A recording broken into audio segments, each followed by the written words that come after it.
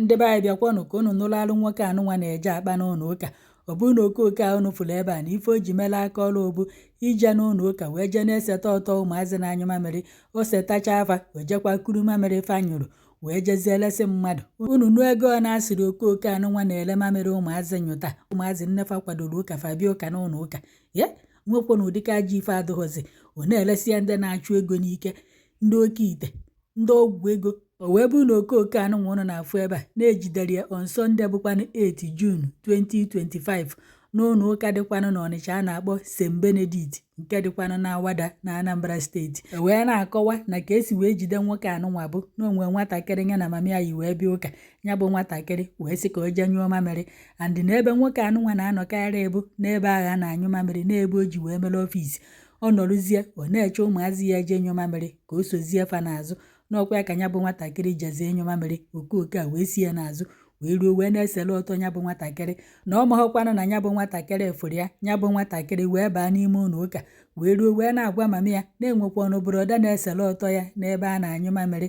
Na mgbe ahụ na ụka a na-akacha ha mama ya bụ nwatakịrị wee cheru wee gbasaa ụka ka o jee fụ fada. Ọnya ka o jezie na nke ebe a na-ele kantin wee na-agwafa na ọchọkwa na ịfụ fada ka fa kpọrọ ya fada. Ndị nke ahụ na-agwa ya na fada ya agbatumuzi na fada agbagorugokwa n'elu.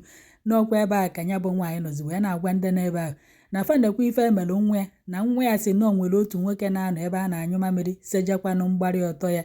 Ndị ahụ wee sị gịnị n'ọkwa ya ka otu onye na-alụkwa na ya bụ kantin na-achọpụta na ọ na-afụkarị nwoke a na nke ebe ahụ a na-anyụ mamịrị.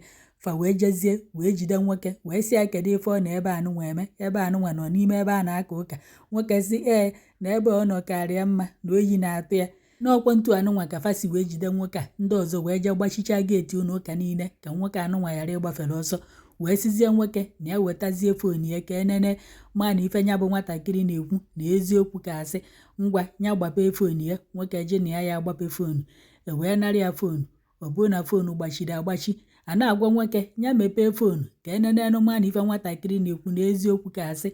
Nwoke jụ na ya emepe. O wee jezie wee weta isi wee isisia ya akwa ya ọnụ n'afụ wee kefee ya aka ya azụ wee kụpịa sepuretela nwande n'ahụ abido cheka. N'ọkwa ebe a ka nwoke nọzi eziokwu wee pụọ ya n'ọnụ. Ya na-eselu mgbari ọtọ ụmụazị ahụ adịna ya na-ekurukwanụ mamịrị fa na-enwere onye ọ na-elesi ya na afọ onye ahụ bụkwa na Emeka Okonkwo. Emeka Okonkwo ebe a ka ị nọ kedu ife iji ọtọ ụmụazị na mamịrị fa wee na-eme. Wee jụọ ya nya kedu ebe onye ahụ bi. O wee kwuo ebe obi. Wee kpọọ landlord nwe ụlọ ebe ahụ wee na-ajụ ya na o nwere tenanti ya afa ya bụ Emeka Okonkwo. Nwoke wee sị na enweghị ụdị afọ anụnwa n'ụlọ ya. Onye ụnụ na-afụ ebe a wee kwuo na fratị nke onye ahụ bi. Ajụkwa nwoke nwe ụlọ. Nwoke nwe ụlọ wee na-asị na onye bi na fratị ahụ onye a na-akpọ na afa ya abụghịkwanụ Emeka Okonkwo. Unu makwa na ndị na-ezinyefe ife a na fa ha agwafe ezigbo afafa maka na fa nwee ike ruo ebe ahụ ụgba akụa. Ọ bịazie na-atụ ya aka ọ sị na ọhịa ọ sizie ya nya akpa afịa ọ sị na Emeka Okonkwo ike ọ bụzie na afa nwoke bụ Jeremaya ma o jesa ya. Ndị ya dị wee sị na-asị na ọ bụghị afa nwoke. Ka esi ejide ụdị ndị a bụ ọ gbapee foonu ya onye unu nọmba onye zipụrụ ya nya bụ afịa maka na o je gotachara ya afịa pụta ọ kpọọ ya na foonu o si na ya dị ya gbatute obi nie ife o ji egota. Nwoke agbagoro elu. Ụdị ife abụ unu kụọ ya foonu ya akụ ya onye unu nọmba onye ahụ na-ewere enye ndị polisi.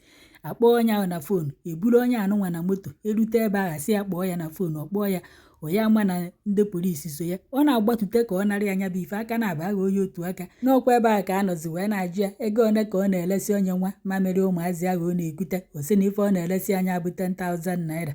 Wee jụọ ya ugboro one ka o kutegoro. O sị na ugboro 5 ka o kutegoro ya bụ mamịrị na ife ọ na-eme bụ o setacha otu ndị ahụ o wee jekwa kuruzie mamịrị fa na ya bụ Emeka Okonkwo ọ na-elesi ya bụ mamịrị na Emeka na-azụ afịa na mgbuka n'ebe ahụ ka ọ na-azụ afịa. Wee sị na-akụpụgodoro ya ife na-ekweli ya egwu wee kpọrụzie ya wee hafee ndị nche n'aka na ọnyanwa ka o ruzi on Monday bụkwanụ July 9, 2025 ndị fada nọ n'ụlọ ụka ahụ wee jezie kpọrọ nwoke anụnwa wee kponye ndị uwe ojii n'aka na ka ọ dị kịta anụnwa na ọ nọ na kọstọdi ndị polisi ka ọ gbazie ya ajụjụ ọnụ wit tọkturu ka ọ kpọrọfa jee na ya dị nwa esi Emeka bi. Ọ bụrụ na ọ mahụ ya dị ọ kpọrọfa jee n'ime afịa maka ọmana ọ na mgbuka ka ọ na-azụ afịa ọ ya amanụ chọpụ ya nwekwa na ife mmadụ anyị afụ.